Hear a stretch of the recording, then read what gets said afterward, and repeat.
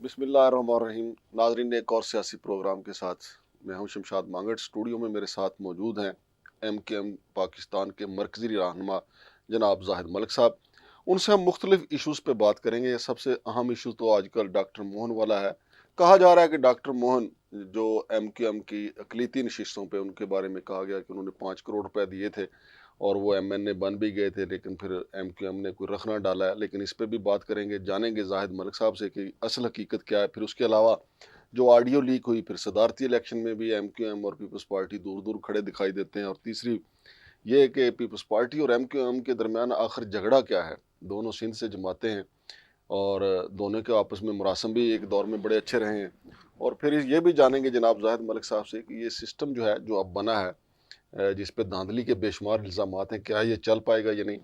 तो जाहिद मलिक साहब, पहले तो डॉक्टर मोहन वाला बताएं, क्या ये दुरुस्त है कि वो 5 करोड़ दे के वो MNA बने थे? बिस्मिल्लाहिर्रहमानिर्रहीम। शमशाद भाई, सबसे पहले आपका शुक्रिया, आपने मुझे अपने स्टूडियो में दावत दी। शमशाद भाई, मैं एक अरसे से आपको देख रहा हूँ इस्लामाबाद में। आप पार्लियामेंट को भी कवर करते रहे, MKM को भी कवर करते रहे और MKM की सियासत से आप बखूबी वाक़फ़ हैं। MKM का जो मेन नज़रिया है शमशाद भाई, वही लोअर मिडिल क्लास और मिडिल क्लास लोगों को ऐवानों में पहुंचाकर लोगों के मसाइल हल करने की बात करती है ना।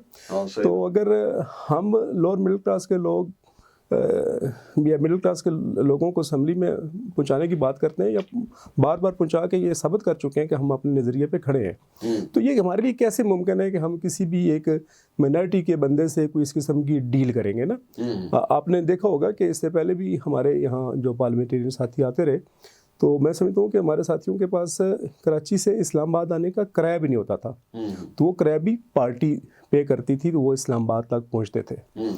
तो मिनटी के वाले से MKM बड़ी क्लियर है।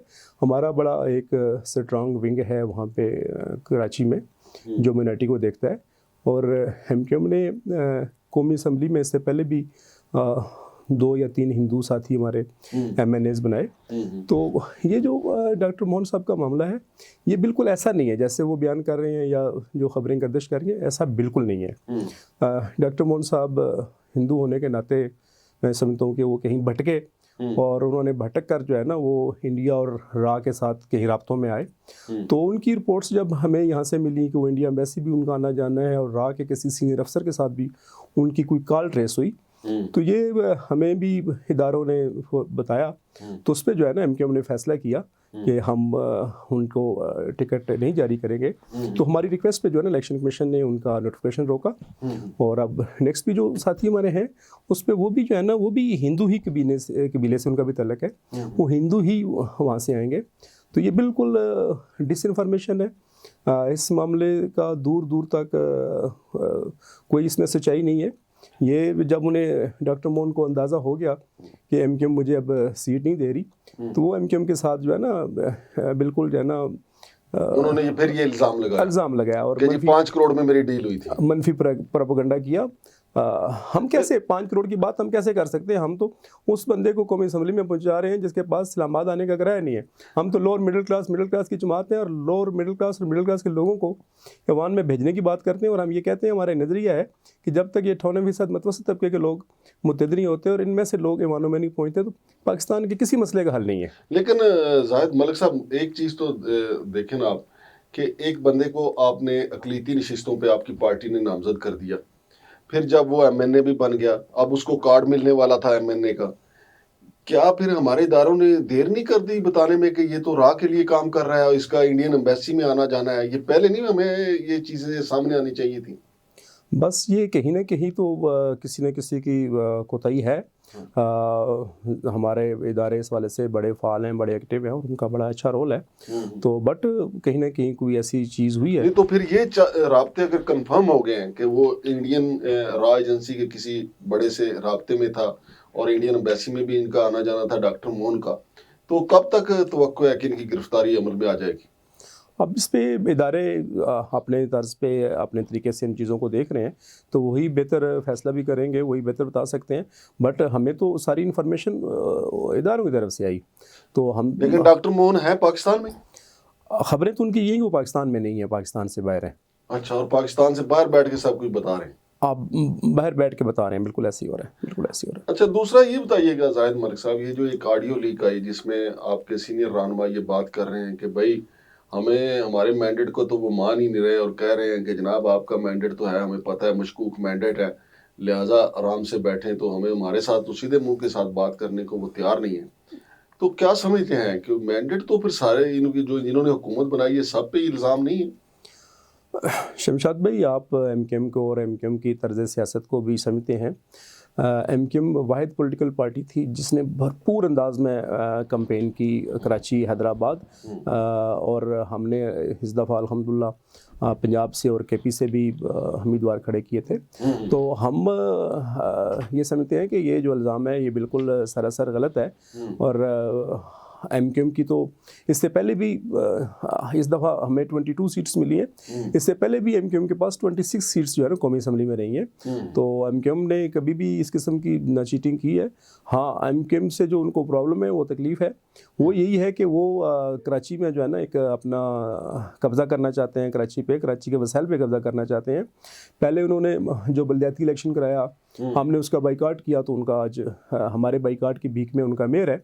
तो वो सिर्फ जो है ना उनकी नज़रें कराची के वसाइल पे कब्ज़ा करने पे लगी हुई हैं। तो मैं ये समझता हूँ कि जब तक वहाँ पे एमकेएम है, एमकेएम के साथी हैं, हम बिल्कुल ग्रास रूट लेवल के लोग हैं, और वो हम कभी भी उनकी जो है ना इस कोशिश को कामयाब नहीं होने देंगे।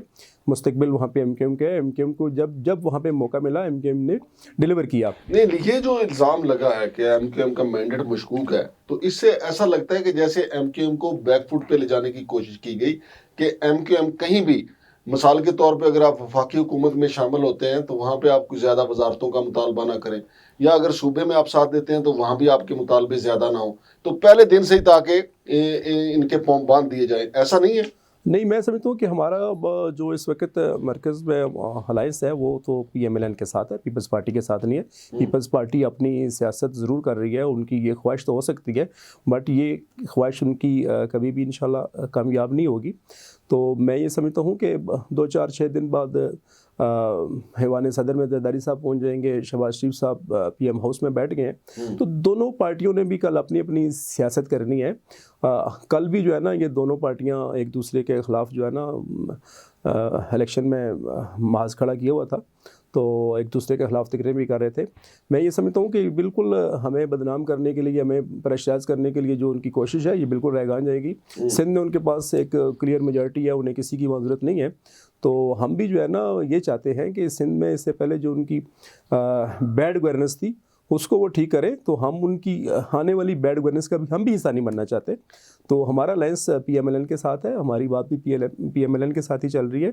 तो इंशाल्लाह आने वाले वक्तों में ये चीज़ें ठीक हो जाएंगी। हम पीपल्स पार्टी के इस प्रेशर में नहीं आएंगे।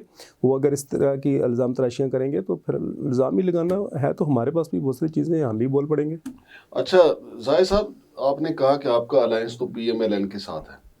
अगर आपका मुस्लिम लीग नून के साथ अलायंस है तो सदर तो बनने जा रहे हैं आसिफ अली जरदारी, ये तो फिर इसका मतलब है एमकेएम की तो मर्जी है कि वो उनको वोट दे या ना दे सदारत के लिए। बिल्कुल ऐसा ही है।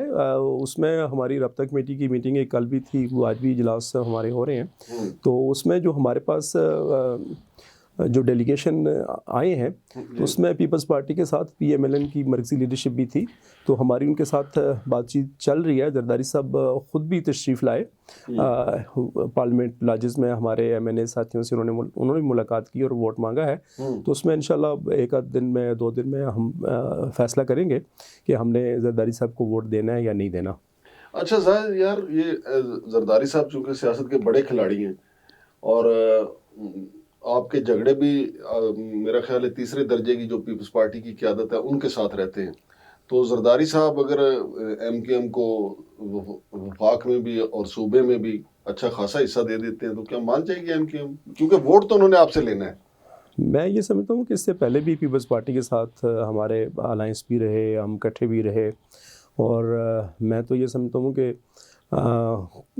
कराची से जो हम हैदराबाद से बाहर ना निकल सके, बिलखसूस जरदारी साहब के 2008 से 2013 वाले टेन्योर में, वो भी इनकी जो है ना हमायत की वजह से जो है ना, वो उस वक़्त जो मुल्क के हालात थे या इनकी बैड गवर्नेंस थी, तो हमें सुबह निकलना पड़ता था कैबिनेट से, शाम को फिर जाना पड़ता था।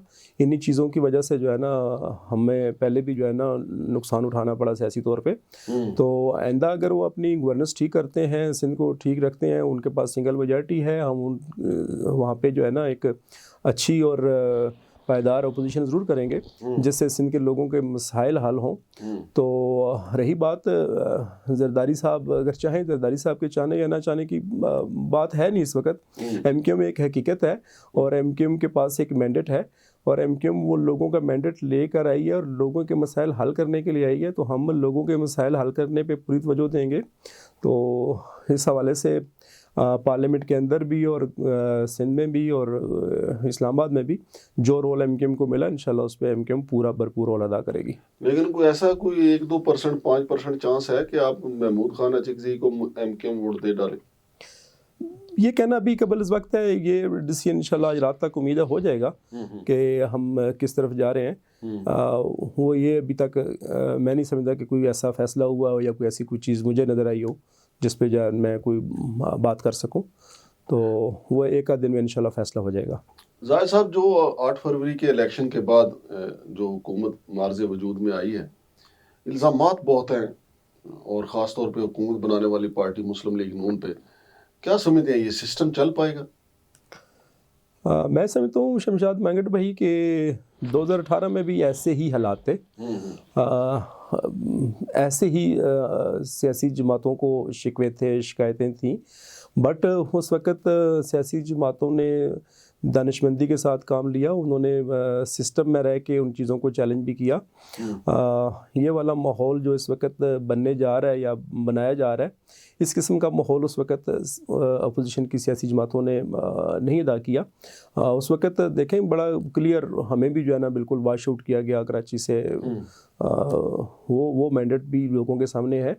तो ये जो मैंडेट है, मैं समझता हूँ कि इस मैंडेट पे जो पार्टियां शोर मचा रही हैं, बिलखसूस पीटीआई, मैं समझता हूँ कि उनकी अपनी नालायकियाँ उसमें ज़्यादा है। अगर वो नालायकियाँ ना करते, अपना इलेक्शन इन टाइम करा लेते, ठीक तरीके से करा लेते, इलेक्शन कमीशन में प्रॉपर उसको जमा करा लेते, तो शायद उनको ये दिन देखना ना पड़ता। तो वो सिस्टम के लोग नहीं हैं, वो बिल्कुल नौमूलूद हैं लोग। इस सिस्टम में वो एडजस्ट नहीं हो पा रहे। लेकिन इतनी तो खूनखार पीटीआई नहीं जितनी मौलाना फजलुर रहमान हुए पड़े या अवामी नेशनल पार्टी हुई पड़ी है। सरदार अख्तर मैंगल साहब बहुत गुस्से में हैं, आपने सुने होंगे उनके बयान। मैं समझता हूँ कि पुराने और मंजे हुए सियासतदान हैं, वो इन चीज़ों को और मुल्क की जो मौजूदा माशी सूरत हाल है, इन चीज़ों को मद्देनज़र रखते हुए वो कहीं ना कहीं चीज़ों को अपनी को एडजस्ट कर लेंगे। ये जो मामला इस तरफ है पीटीआई की तरफ, ये बड़ा गलत रुझान बनता जा रहा है। इसको किसी जगह पे जाके रुकना चाहिए, इसको कहीं स्टॉप करना चाहिए। नहीं, ऐसे मामला तो माजी में आपको पता है ना, उनके साथ भी रहे हैं। लेकिन हमारा अलमिया ये भी तो है ना जाहिद साहब, जिस पार्टी के साथ हो रहा होता है या जिस पार्टी के खिलाफ एस्टेब्लिशमेंट ऑपरेशन कर रही होती है, वो कहती है हम मजलूम है, बाकी सब जालिम है। ये एमक्यूएम का मौक़िफ़ भी रहा है माजी में। बिल्कुल आप बजा फरमा रहे हैं। वक़्त की मुनासबत के साथ जो है ना वो ऐसी चीज़ें होती रही हैं। बट मैं समझता हूँ कि अब सियासी जमातों को भी होश के नाखन लेने चाहिए और इन्हें भी जो है ना एक कोई लाइन ड्रा करनी चाहिए कि हमने इस मुल्क की जो हमारा जमहूरी सिस्टम है, हमारा पार्लियामानी सिस्टम है, हमने इसको आगे लेके कैसे चलना है और इसको कैसे बचाना है, कैसे सेव करना है। ये जहाँ आप एस्टेब्लिशमेंट की बात करते हैं, वहाँ हमारे इस मुल्क की सियासी जमातों को भी चाहिए कि वो भी होश का नाखन लें। जाहिद साहब, क्या समझते हैं कि एमक्यूएम लंदन के जो सरबराह हैं अल्ताफ हुसैन साहब, वो बड़ा ज़ोरदार तरीके से इमरान खान के हक़ में बोल रहे हैं, उसका कोई असर कराची के अवाम या एमक्यूएम के कारकुन को लेते हैं उनकी आवाज़ का? नहीं, बिल्कुल नहीं लेते। अगर लेते होते तो मौजूदा जो अभी हालिया इलेक्शन हुआ है उसमें कोई ना कोई रिज़ल्ट मिलता। उनके लोग चंद हलकों से खड़े थे। कोई ऐसी बात नहीं है। आपने जैसे वो पहले डॉक्टर मोहन वाली बात की, तो उस बात के साथ भी जो है ना, देखें हमने वो डॉक्टर मोहन की बात से बात स्टार्ट की, तो हमने तो हिरा वाले इशू पे या भारत वाले इशू पे अपनी जो है ना वो लीडरशिप को जो है ना वो खुदा हाफिज़ कह के पाकिस्तान बचाने की बातें की हैं। तो मैं नहीं समझता कि उनका कहीं आइंदा से किसी सियासी अमल में रोल होगा। बहुत शुक्रिया जनाब जाहिद मलिक साहब। तो नाजरीन, जो हमारा सदारती इलेक्शन होने जा रहा है जिसमें आसिफ अली जरदारी उम्मीदवार हैं और वो तगड़े उम्मीदवार हैं, और उनके मद्दे मुकाबल हैं महमूद खान अचकज़ई साहब, वो भी अच्छे उम्मीदवार हैं, लेकिन इसमें कलीदी किरदार जो है वो MQM का है। अब देखें MQM का वोट तो मेरा ख्याल, मेरे ज़ाती राय है, जाएगा आसिफ अली जरदारी साहब की तरफ ही, लेकिन MQM के जो गिले शिकवे हैं पीपल्स पार्टी से, वो आसिफ अली जरदारी साहब ही दूर कर सकते हैं और वो कर देंगे इनके गिले शिकवे दूर। अब देखते हैं कि 9 मार्च को MQM जो है वो किसके साथ खड़ी होती है। शमशाद मांगट और जाहिद मलिक साहब को इजाज़त दीजिए। अल्लाह हाफ़िज़।